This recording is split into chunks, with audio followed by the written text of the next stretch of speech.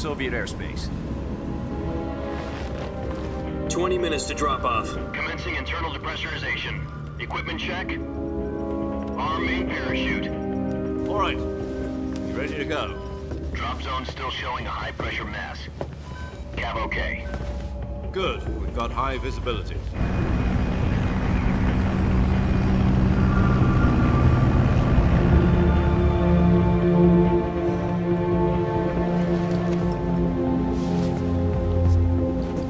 Put out that cigar. Connecting oxygen hose to interior connector. Put on your mask.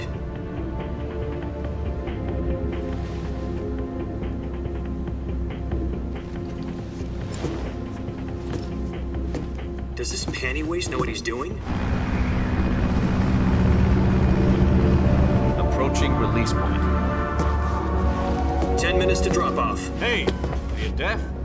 He said put out the cigar and put on your mask.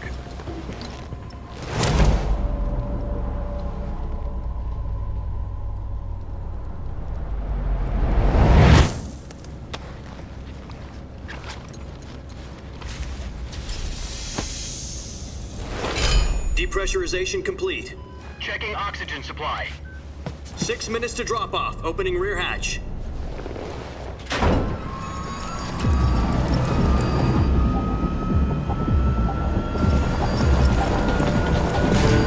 Sunrise.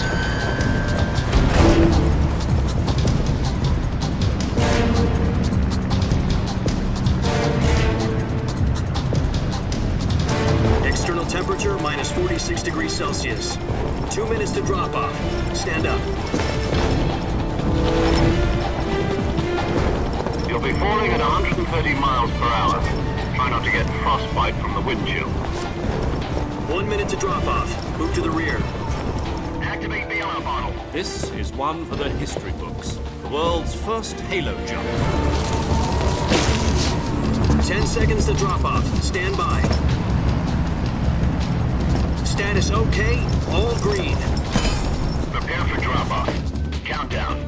5, 4, 3, 2, 1. Spread your wings And fly. God be with you.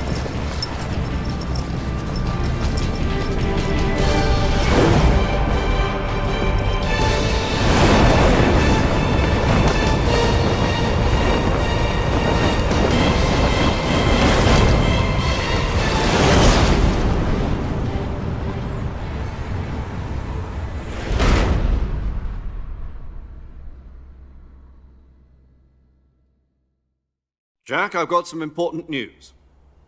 The head of the CIA has finally given us the green light for the virtuous mission. Virtual mission? No, the virtuous mission. The future of our Fox unit depends on it. If it succeeds, we'll be officially organized into a unit. Virtuous mission? Sounds like some kind of initiation ritual. You know, don't get cocky. This isn't a training op. Right. So what exactly is this wonderful mission? Well, about 2 years ago, a certain Soviet scientist requested asylum in the West through one of our moles. His name is Nikolai Stepanovich Sokolov. He's head of the OKB 754 Design Bureau, one of the Soviets' top-secret weapon research facilities, and the East's foremost expert on weapons development. Sokolov? Isn't he that famous rocket scientist? The very same. On April the 12th, 1961, the Soviets achieved the first manned spaceflight in history. The Earth was blue, but there was no God. Well spoken. The rocket that carried Yuri Gagarin into orbit was the A-1, known as the Vostok rocket. Sokolov is said to be the man most responsible for the multi-engine cluster used in that rocket. After Gagarin's flight, Sokolov left rocket development to become the head of the newly established Design Bureau.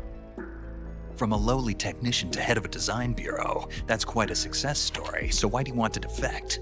It seems he'd become afraid of his own creations. Afraid? Call it a crisis of conscience. And for that, he left his country and his family behind and went over the fence? Not exactly. One of his conditions was that his family was also to be taken safely to the West. For We used a mole to get the family out first and succeeded in sneaking Sokolov over the Berlin Wall shortly afterwards. I was the one who conducted the operation. The security on the eastern side was still full of holes back then. Then what?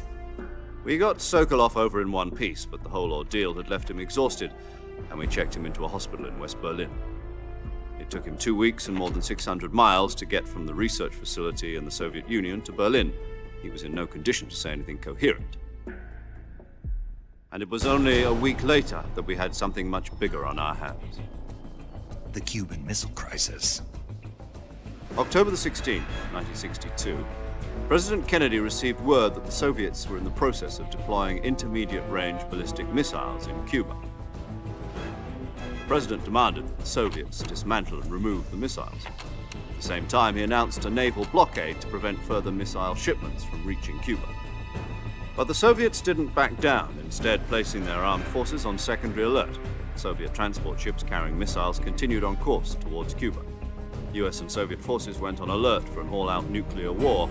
Frantic negotiations were conducted through the UN's Emergency Security Council and unofficial channels to end the hair-trigger standoff.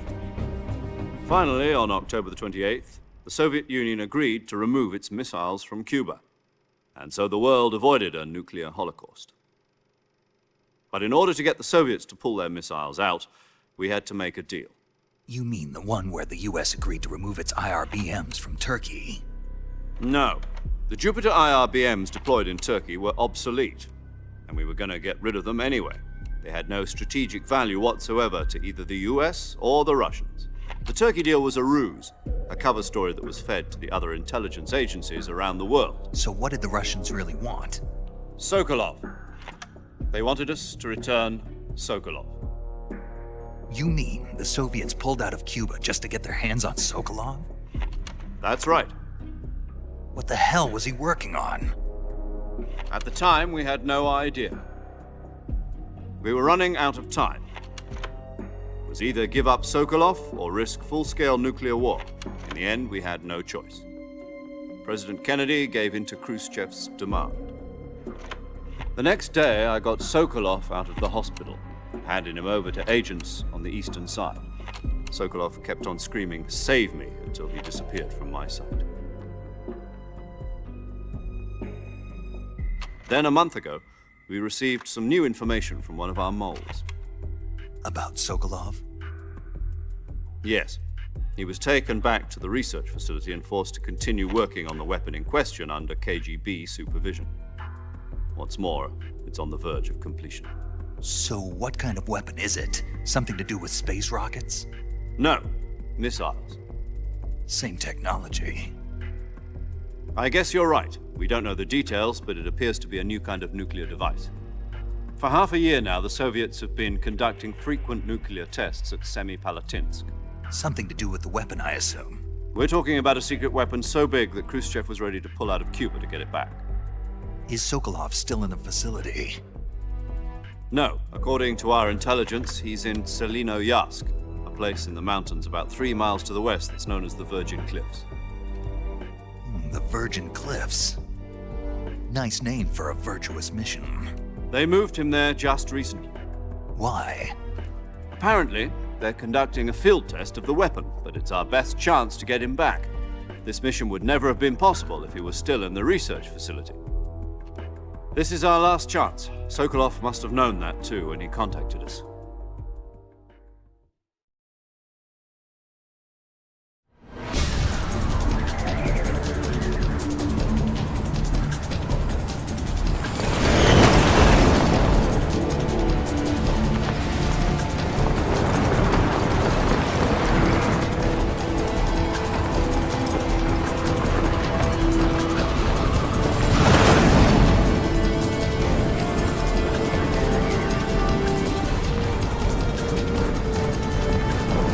Listen up, Jack. Your mission is to infiltrate Selinoyarsk in the Soviet mountains, ensure the safety of Sokolov, and bring him back to the west.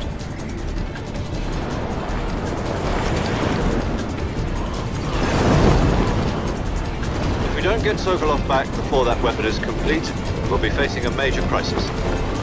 The clock is ticking.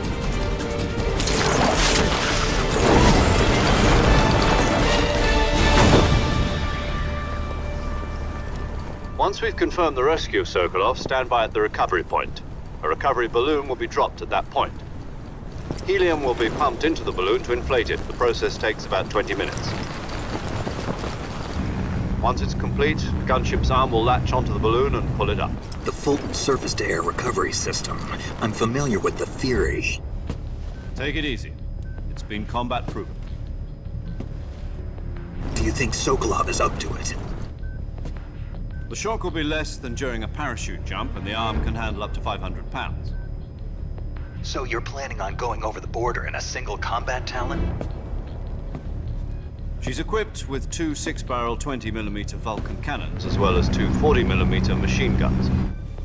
Sounds like she could hold her own against a battalion of tanks. Even with the fuel in the reserve tank, we're facing a 4-hour time limit. If all goes well, it shouldn't take more than a few hours. Home in time for dinner. But if anything goes wrong, you'll be eating dinner, breakfast, and all the rest of your meals in the jungle.